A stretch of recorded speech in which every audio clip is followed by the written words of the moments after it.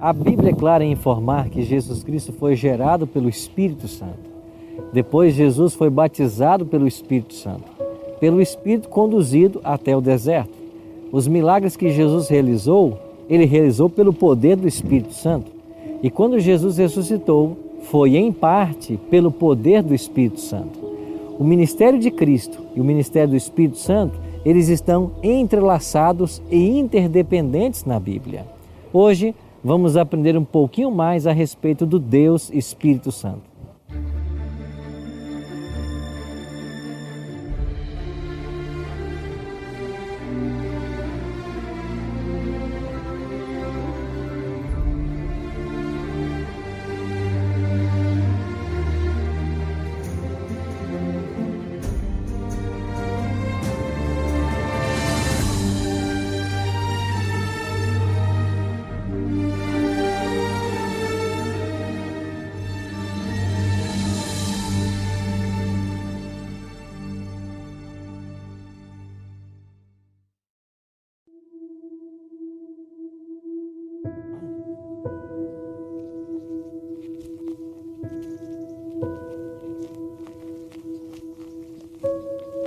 Jesus viveu cerca de 30 anos na cidade de Nazaré.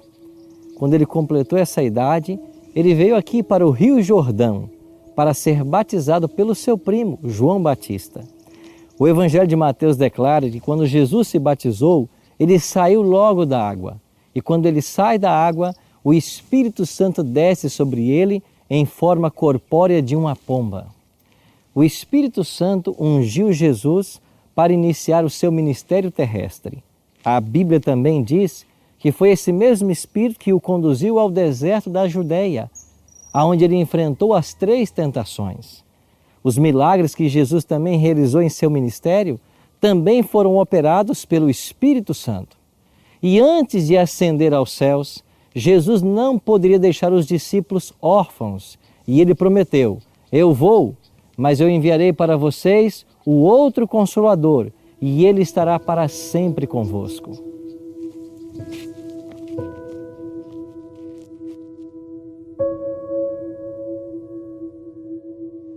Depois de sua ressurreição, Jesus Cristo ainda passou 40 dias com os discípulos.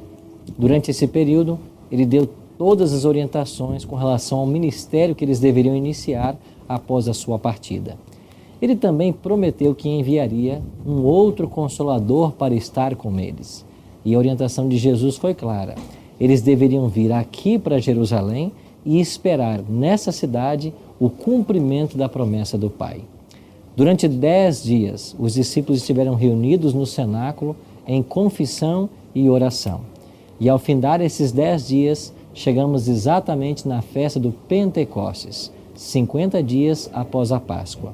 Foi nesse momento, segundo o livro de Atos, capítulo 2, versos 1 a 4, que o Espírito Santo foi dado aos apóstolos. Entre eles foram distribuídas línguas e eles passaram a pregar o Evangelho na língua das pessoas que estavam aqui em Jerusalém. E os discípulos, que falavam apenas o grego e o aramaico, tiveram o dom de línguas para pregar do Cristo ressurreto para todas essas nações. O resultado foi extraordinário. Cerca de 3.000 pessoas se converteram a Cristo e naquele dia foram todas batizadas.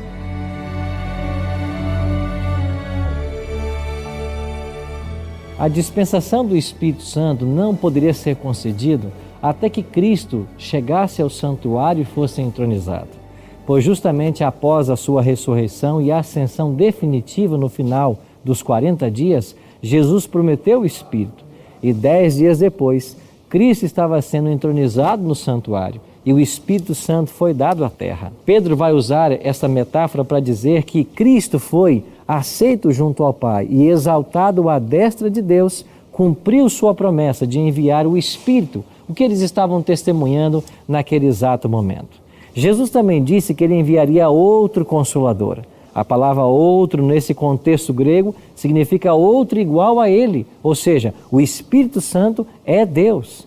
O Espírito Santo não é homem, o Espírito Santo não é uma influência, não é um poder ativo. A Bíblia é clara em declarar que o Espírito Santo é Deus. Em Atos capítulo 5, nós temos o episódio de Ananias e Safira. E Pedro claramente diz para Ananias: você mentiu ao Espírito Santo, você não mentiu a homem, você mentiu para Deus.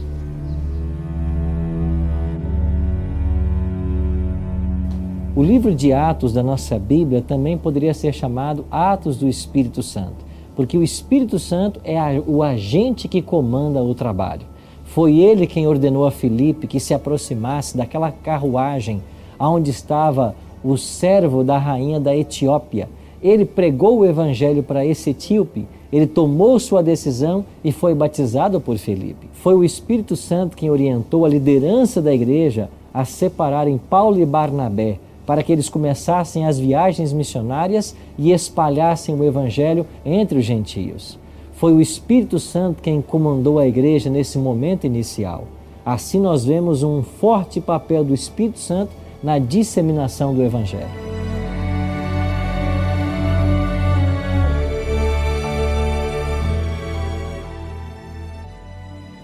Jesus foi claro em afirmar que todo o pecado que os homens cometessem, eles teriam perdão. Mas o assunto do Espírito Santo é tão especial na Bíblia que Jesus declarou que o pecado contra o Espírito Santo é o único pecado que não teria perdão. Jesus disse: toda blasfêmia que vocês cometerem contra o Filho, isso vos será perdoado. Mas aquele que blasfemar contra o Espírito Santo, esse não será perdoado. Este é o chamado na Bíblia pecado imperdoável.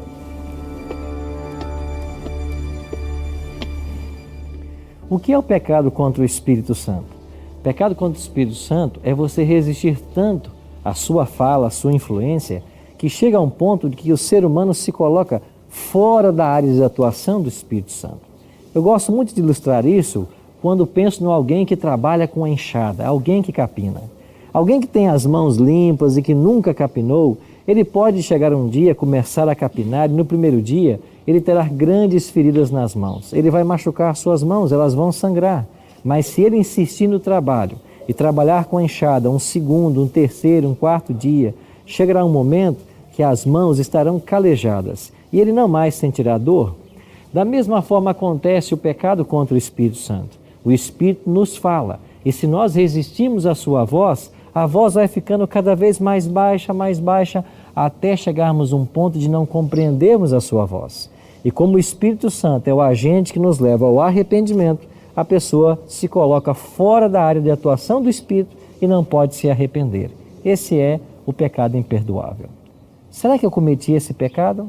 Se você está assistindo esse material, se o Espírito Santo tem falado ao seu coração, se nesse momento você está compreendendo melhor as verdades da palavra, isso já é um grande indício de que você não pecou. Tenha esperança. O Espírito Santo está atuando na sua vida e Ele quer te colocar bem perto do Senhor Jesus Cristo. O Espírito Santo é chamado na Bíblia de outro Consolador. Ele estaria conosco até que Jesus voltasse para nos buscar novamente. Isso quer dizer que o Deus Espírito Santo é aquele que nos acompanha em todo o nosso processo de nascimento, crescimento e maturação no reino de Deus. Qual será a sua decisão hoje? Você permitirá que o Espírito Santo influencie a sua vida? Você aceitará a Cristo como teu Salvador pessoal? Você vai crer em Deus Pai, Deus Filho e em Deus Espírito Santo? Se essa é a tua decisão, eu queria orar por você agora. Bondoso Deus e Pai, obrigado pelo teu Espírito que foi nos enviado como outro Consolador. Obrigado pela presença dele em nossa vida que nos convence do pecado, da justiça e do juízo. Que nós possamos permanecer firmes ao teu lado, até que o Senhor volte para nos buscar. Em nome de Cristo nós te oramos. Amém. Cristo disse que viria e veio. Ele disse que morreria e morreu. Ele disse que ressuscitaria e ressuscitou. Ele disse que vai voltar. Espere-o.